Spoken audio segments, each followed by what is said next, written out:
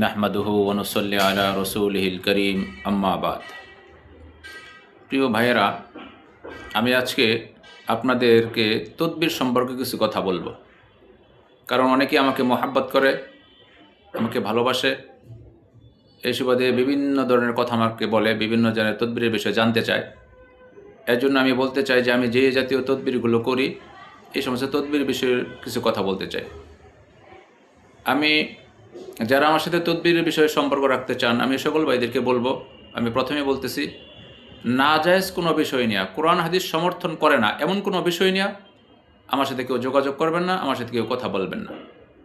আমি যে জাতীয় কাজগুলো করি সে কাজগুলো হলো, অনেকে আছে স্বামী স্ত্রী বিবাহ শাদী করেছেন, দীর্ঘদিন যাবৎ স্বামী স্ত্রী এক বিছানায় ঘুমায় না, স্বামী স্ত্রীর চেহারা দেখতে পারে না, স্ত্রী স্বামীর মুখ দেখতে পারে না।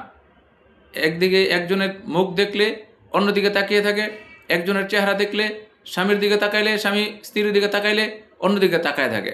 অর্থাৎ একজন আরেকজনের চেহারাও দেখতে পারে না, একজন আরেকজনের সাথে তেমন কোনো সম্পর্ক নেই, মিল মহব্বতের কোনো কিছুই লেশ মাত্র নেই।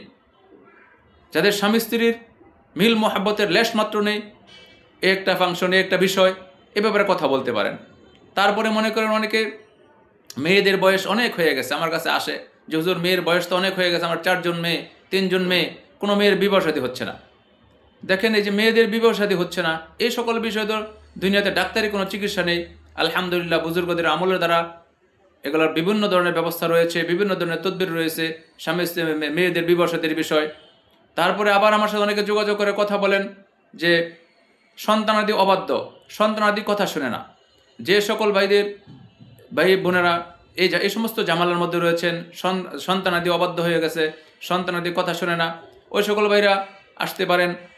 আলহামদুলিল্লাহ, কোরআন হাদিসের মধ্যে সন্তানাদিকে বাধ্য করার জন্য অনেক গুরুত্বপূর্ণ আমল রয়েছে, অনেক গুরুত্বপূর্ণ ব্যবস্থা রয়েছে।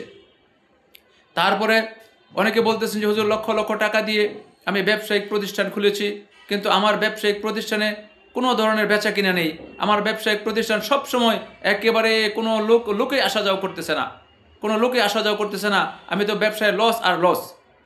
তো আমি ওই সকল ভাইদেরকে বলবো যে আলহামদুলিল্লাহ, ব্যবসায়িক যেন আয় উন্নতি হয়, রোজগারের জন্য বরকত হয়, এগুলোর জন্য ব্যবস্থা নিতে পারেন। তারপরে এখন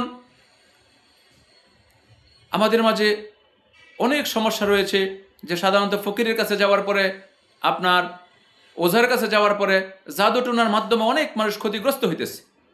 এমন জাদুটোনা করা হয়েছে, মানুষের জীবন একেবারে বিপন্ন হইতেছে, মানুষের জীবন ধ্বংসের দিকে যাচ্ছে।